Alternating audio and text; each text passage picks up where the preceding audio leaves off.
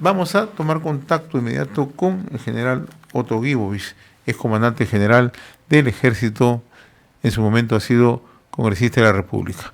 General Otto Guibovich, qué gusto saludarlo. Gracias por atender esta comunicación, muy amable como siempre.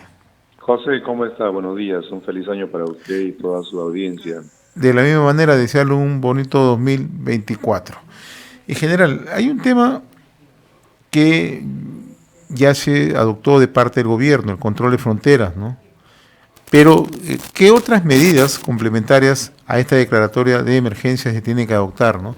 Considerando que es una vasta zona, muy amplia, con mucha vulnerabilidad?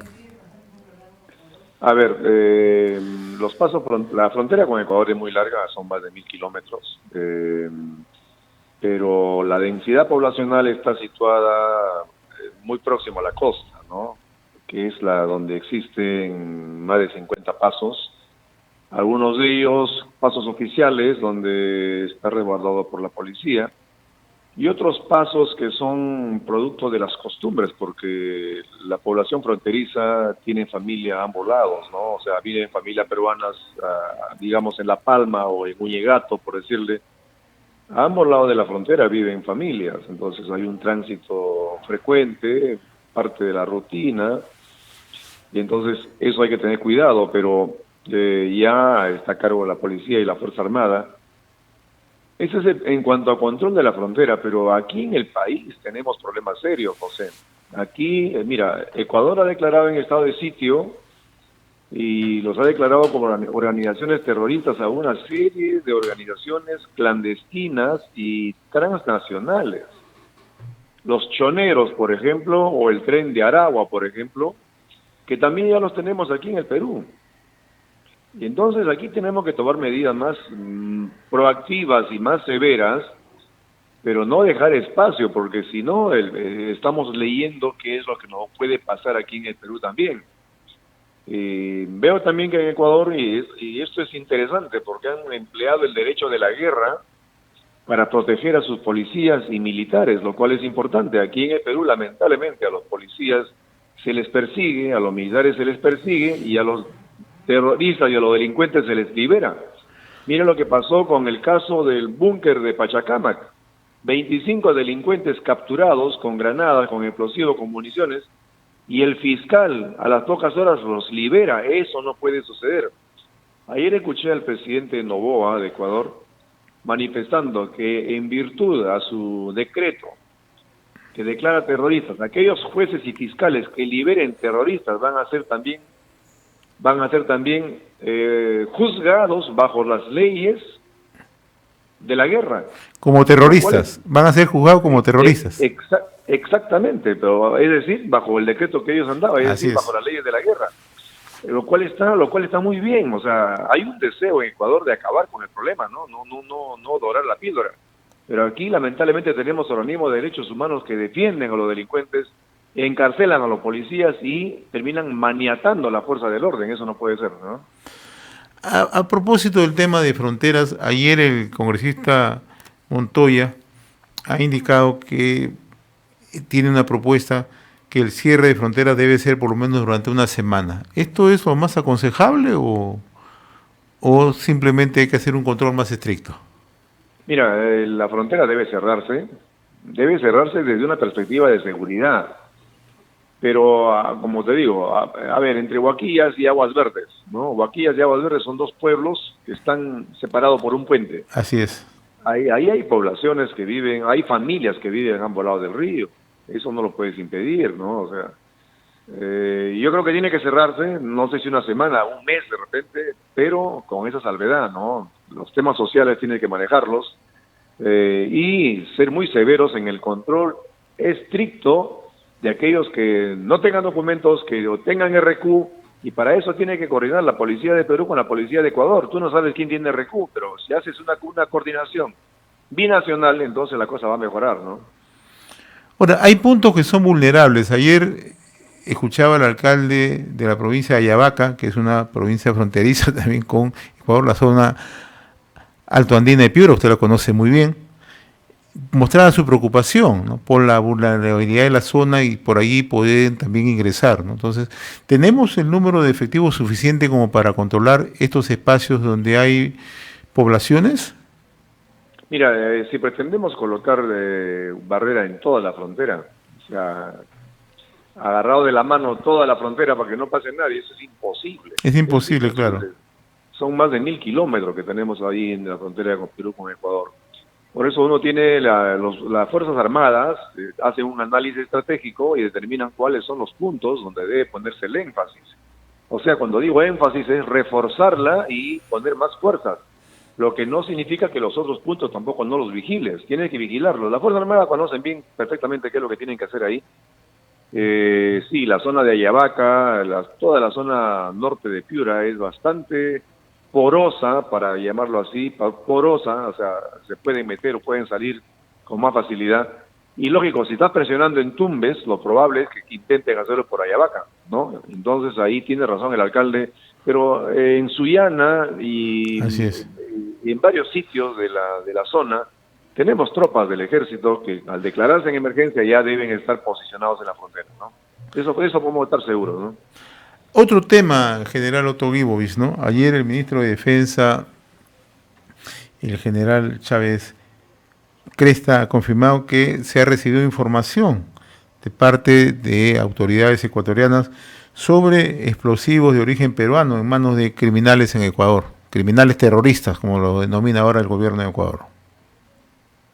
A ver, ahí yo ayer estaba hablando y creo que tenemos que ser prudentes. Por ejemplo, explosivos, FAME produce y vende explosivos, la minería compra explosivos.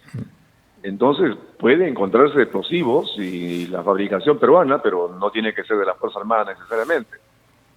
A ver, FAME también produce municiones de uso civil. Si alguien tiene una pistola y tiene licencia, compra munición en FAME, ¿no? Los terroristas del Brain tienen armas y municiones de la Fuerza Armada o de la policía que han asesinado y han matado y se han llevado las armas. Entonces la procedencia puede ser de diversos sitios. Yo me acuerdo cuando estuve de comandante general del ejército, encontramos fusiles que venían de Ecuador, que venían de Colombia, de Bolivia. Inclusive encontramos fusiles que venían de Argentina. Lamentablemente el tráfico de armas y el tráfico de municiones existe, es una ilegalidad, es una fatalidad al mismo tiempo, porque el tráfico de armas conduce a la pérdida de vidas. O sea, cualquiera que trafique con armas, lo que está haciendo en el fondo es traficar con vidas, porque esas armas van a parar en manos de delincuentes. Por eso ayer yo pedía que se legisle y en torno al tráfico de armas seamos más severos y le pongamos prisión perpetua, porque el tráfico de armas conlleva el tráfico de vidas y eso es altamente peligroso. No se puede ser permisivos en ese sentido. El comandante general de la Fuerza Armada Ecuatoriana, general Jaime Vela, me parece, ayer declaró que no tenían certeza de que las armas o municiones sean de procedencia peruana. Por eso es que se requiere prudencia, pero sí una investigación muy rápida, porque si hubiese munición que procede de las Fuerzas Armadas en Ecuador, quiere decir que hay una brecha de seguridad. Y esa brecha de seguridad debe ser cerrada rápidamente. ¿Por qué? Porque si en Ecuador hay armas o municiones peruanas, ¿cómo estarán las armas y municiones aquí en el Perú? O sea, eso es preocupante, ¿no? Si a Ecuador ha llegado, ¿cómo estará aquí en la criminalidad interna? Y entonces hay que mirarse en el espejo de Ecuador para que tomemos acciones rápidas. Y hay algo que tenemos que hacer. Tú preguntabas qué más hacer. Creo que es fortalecer rápidamente el sistema de inteligencia. ¿Y cómo es que se trabaja un inventario respecto al tema de armamentos, al tema de explosivos, municiones en las Fuerzas Armadas? José, mira, el sistema de control de armas y municiones es muy severo en el ejército, muy severo. Tenemos centro de municionamiento con cámaras internas y externas, con centros de monitoreo, hay inventarios, bueno, hay almacenes también grandes, medianos y pequeños, ¿no? Los almacenes pequeños son los que se manejan en el día a día para el entrenamiento de las tropas. Y ahí hay un control muy estricto. Sale un fusil para entrenamiento y el fusil regresa y se chequea. Sale munición, si van a consumir 10, se consumen 10, se descartan 10, pero se sigue chequeando. Por eso a mí me cuesta creer que pueda haber armas o municiones de Perú en Ecuador, Pero si lo hubiese, quiere decir que se ha vulnerado alguna norma de seguridad y habría algún delincuente que lo está haciendo. Y para ese delincuente debe ponerse la máxima pena posible.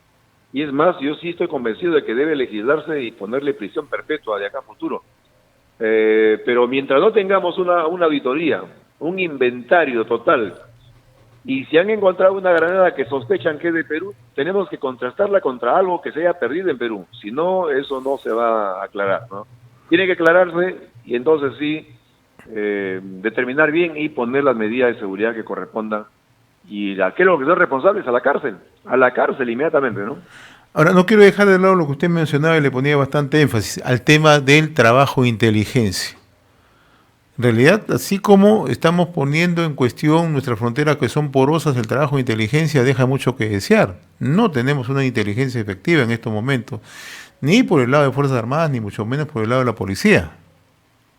La inteligencia fue destruida por Pedro Castillo en pocos meses. El presupuesto del año 22 para inteligencia de la Fuerza Armada fue 0. Así, José, así como me escuchas, 0.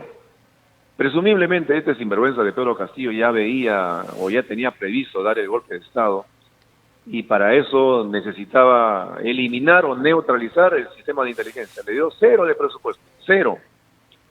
Y en la policía, que sí tenía presupuesto, Pedro Castillo cambió, me parece, a 7 jefes, buscando el jefe ideal, ¿no? Y entonces la inteligencia ha sido manoseada por el régimen de Pedro Castillo.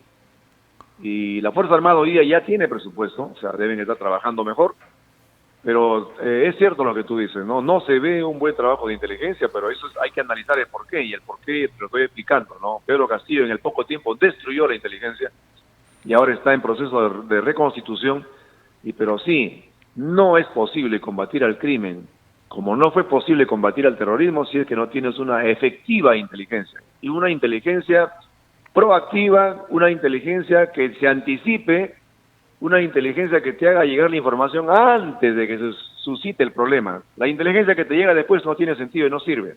La inteligencia tiene que ser preventiva, tiene que llegar antes.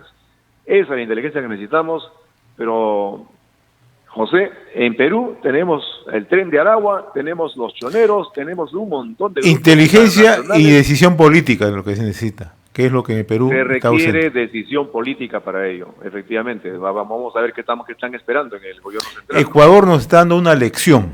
Ayer lo he escuchado con mucha atención al joven presidente de Ecuador, a Daniel Noboa, firme, claro, directo.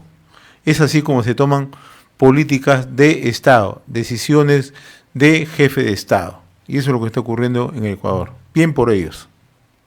Es un presidente joven, pero que tiene claro, ¿no? Conoce, imagino, de teoría del Estado, sabe cómo se maneja un Estado, y entonces está tomando medidas de protección para su población. Y me parece que no hay vuelta atrás. Así es. Me ha gustado mucho la medida que está dictando de que los jueces y fiscales que se allanen a los terroristas o que liberen terroristas van a ser juzgados con la misma rigurosidad que los terroristas. Eso es bueno. Aquí los fiscales y los jueces parecieran que son enemigos de la sociedad o enemigos de la policía. Hay una puerta giratoria, la policía captura, el fiscal acusa y el juez libera. Eso no puede ser, pues estamos caminando en círculo, ¿no? Entonces eso tiene que corregirse y para eso hay que tomar el buen ejemplo de Ecuador, ¿no? Ecuador está aquí marcando la hora en este momento. Así es. Muy bien, general Otto Vivos, como siempre muy reconocido por esta comunicación. Ha sido un gusto dialogar con usted. José, gracias. Saludos, abrazos. Ojalá que el gobierno central, como lo manifestamos, pues, ponga las barbas en remojo y comience a tomar decisiones políticas que vayan en bien de la seguridad y de la población, ¿no? Muy amable como siempre, general Otto Vivos. Buen día.